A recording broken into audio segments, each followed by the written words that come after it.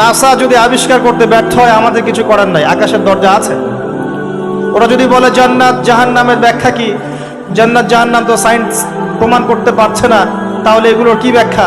আমরা বলবো এটা সায়েন্সের ব্যর্থতা, জান্নাত জাহান্নামের অস্তিত্বের ব্যর্থতা নয়, এটা সায়েন্সের ব্যর্থতা। আছে, খুঁজতে থাকেন, একদিন পাবেন ইনশাআল্লাহ। তবে পাওয়ার আগে যে কিয়ামত হয়ে যাবে এটা নিশ্চিত, পাওয়ার আগে কিয়ামতই হয়ে যাবে। আমরা কারেন্ট অ্যাফেয়ার্সে দেখেছিলাম কয়েকদিন আগে একটা গ্রহের সন্ধান পাওয়া গেছে।